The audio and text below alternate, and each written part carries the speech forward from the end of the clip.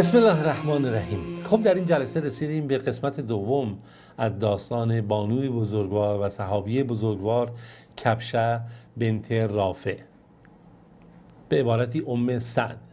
ما تا اونجا رسیدیم که اسلام وارد این خانواده شد. در کنار این دوتا خواهرش هم مسلمان شدن، یعنی دوتا خواهر این کبشه یا ام سعد هم مسلمان شدن و بیعت کردن با اسلام، با رسول خدا. یکی فریعه بود که برخی گفتن فارعه و دیگری سعاد بود. فریعه و سعاد که هر دو دختران رافع هستن هم مسلمان شدن. سعاد میدونید که مادر ام اسعد هست.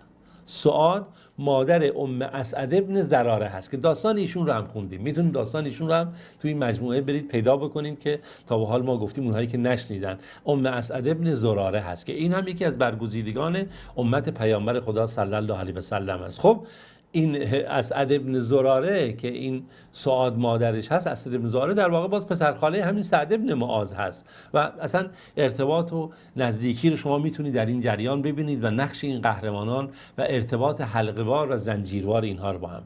حالا میخوام به یک خوشحالی بزرگ بهش بپردازیم، خوشحالی که مدینه خودش رو آماده میکنه برای استقبال از محمد صلی الله علیه و سلم. قلب‌های خودشون و خونه خودشون و روح خودشون و زندگی خودشون رو باز کردن برای استقبال از پیامبر خدا. اوس و خزرج همه آماده‌اند که تا پیامبر خدا به مدینه بیاد. در این میان ام سعد ابن معاذ دیگه در واقع همین کبشه از همون یکی از اولین زنانی است که برای استقبال پیامبر اومده در مدینه بیرون و آماده هستن که از پیامبر اینجا استقبال کنن و خونهشون رو در اختیار پیامبر قرار بدن.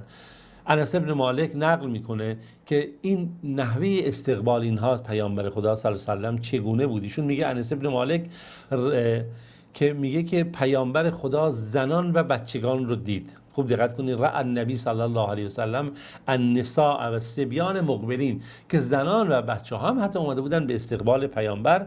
فقام النبی صلی الله علیه و سلم، پیامبر هم در برابر اینها ایستاده بود و بالاخره خوشحال شده بود و اینو تکرار میکرد، اللهم انتم من احب الناس الی. 3 بار این تکرار کرد که شما مردم مدینه، شما مردان، شما زنان، شما کودکان محبوب ترین افراد به نزد من هستید. و این مطلبیه که اینجا این رو انس بن مالک نقل میکنه که در بدایه و نهایه این اومده.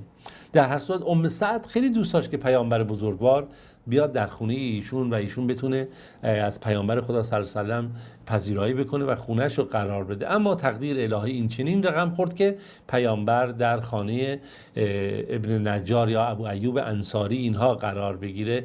اما پیامبر خدا صلی الله علیه و سلم همیشه به قبیله بنی الاشهل توجه داشت و به انصار و برای همه خیر و برکت رو میخواست و اینی که پیامبر میگفتش که خیر و دور الانصار بنو نجار، بهترین خونه های انصار خونه های بنی نجارن. خب خداوند این چیزی مقدر کرد که پذیرای پیامبر صلی الله علیه و سلم باشن. ثم بنو عبدالاشهل، این نگاه پیامبر هست و بعد خانه های بنی عبدالاشهل هست. ثم بنو الحارث الخزرج ثم بنو ساعده و فی کل دور الانصار خیر. و پیامبر میگه در همه این خانه های انصار خیر هست. اینا لحظاتی نیست که ما بتونیم همینجوری به همین زبان بگیم پیامبر هجرت کرد، صحابه مهاجرین اومدن به مدینه. این خانه هایی است که منبع اصلی نور و هدایت هست که آماده شده برای اینی که میشه گفت هسته های اولیه دعوت الهی در اونجا شکل بگیره، این نور آسمانی در اونجا تلألؤ پیدا بکنه و به همه جهان بشریت برسه.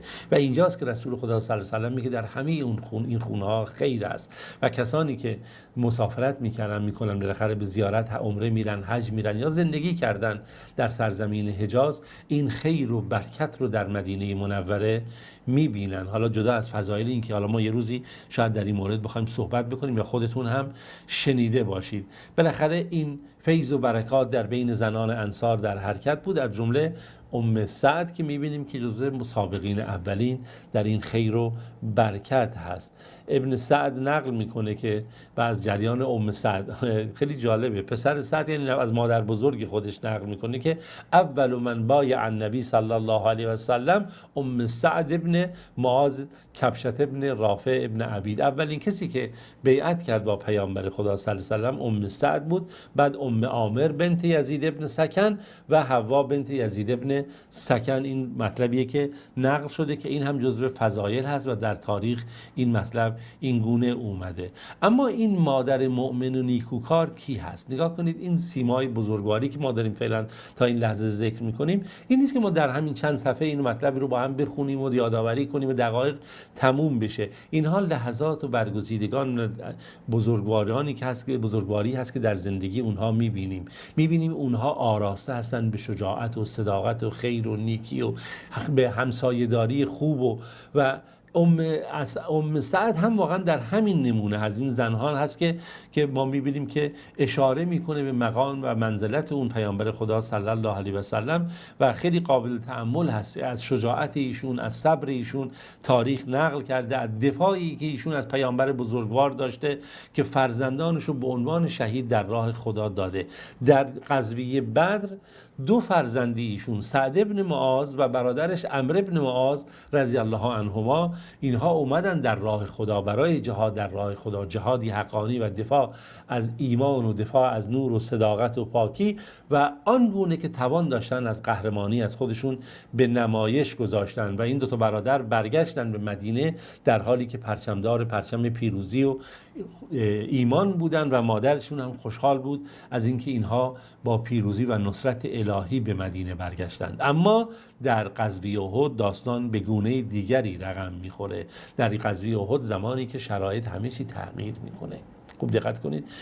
ام سعد رضی الله عنها ایشون هم با زنان وقتی که خبر میرسه که بالاخره صحنه نبرد تغییر کرد و مسلمانان غافلگیر شدن، پیامبر خدا صلی الله علیه و سلم بهشون حمله شد، حتی شایعه شهادت ایشون بود و خیلی از اصحاب به شهادت رسیدن، ایشون هم با زنان اومد که ببینید بیرون که به طرف احد که رسول خدا صلی الله علیه و سلم چه وضعیتی داره، از حال رسول خدا صلی الله علیه و سلم خبر بشه و این بود که اومد بالاخره چون که خبر رسیده بود تعداد زیادی شهید شدن و از جمله رسول خدا صلی الله علیه و سلم.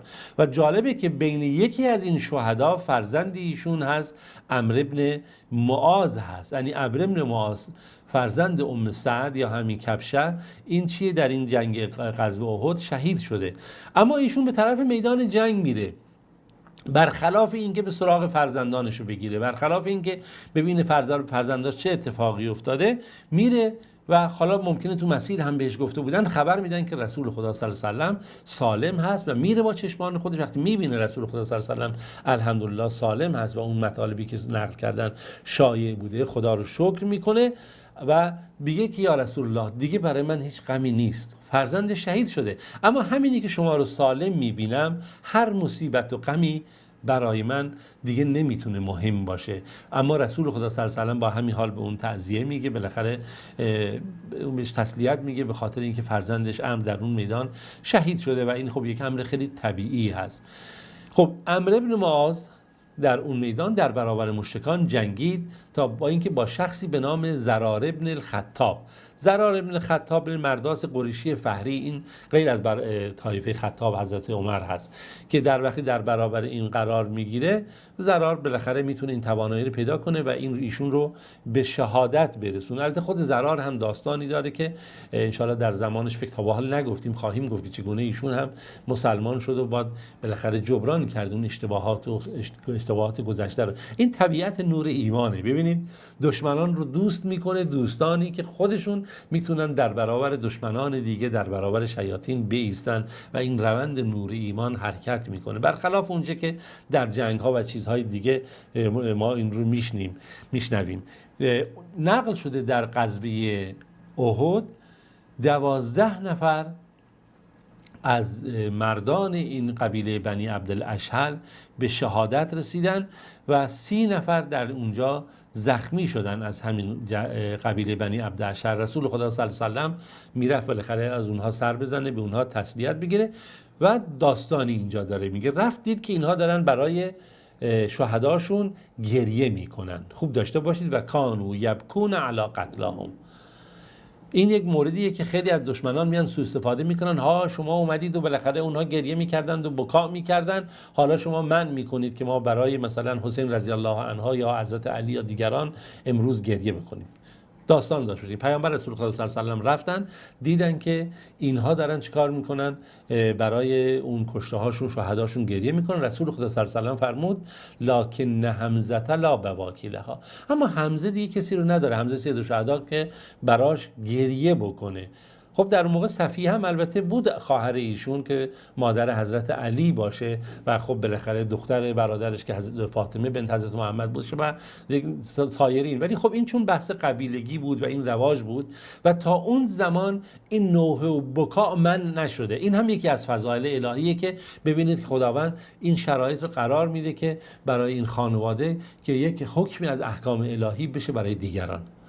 وقتی که سعد ابن معاذ برادر ابن معاذ که شهید شد یا پسر این کبشه یا ام سعد این جریان رو شنید از پیامبر خدا صلی الله علیه و آله در مورد عموی خودشون حمزه سید الشهدا رضی الله عنه، رفت طرف خانوادهشون به زنها گفت که نگاه کنید که پیامبر خدا صلی الله علیه و آله اینجوری گفتن که بریم برای تعزیه و عزاداری اونها که برای حمزه هم گریه بکنید.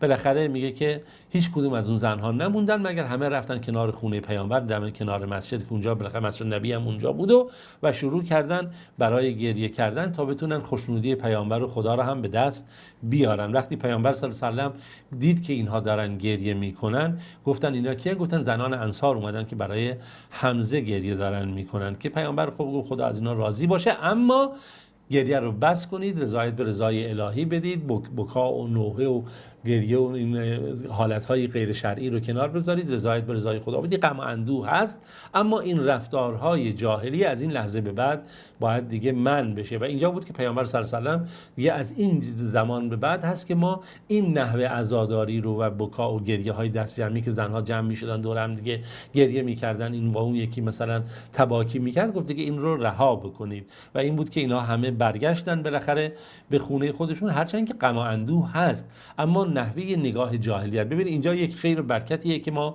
میبینیم که اینجا ام سعد میگه که بله رسول خدا صلی الله علیه و آله به اینها گفت که بله برگردید همتون به خونه های خودتون و بالاخره این ماجرا رو تمام بکنید و این نکته ای بود که بالاخره هم پیامبر خدا صلی الله علیه و آله خوشحال شد از اینکه اینا برای مواسات اومدن، هم یه حکمی صادر شد که دیگه این گونه رفتارها دیگه به پایان برسه. دنباله داستان رو داشته باشید برای جلسه بعد تا بتونیم در خدمت شما باشیم، بتونیم در قسمت سوم دنباله داستان ام سعد یا کبشه بنت رافع رو با هم بخونیم. تا جلسه دیگه خدا یار و نگهدارتون باشه.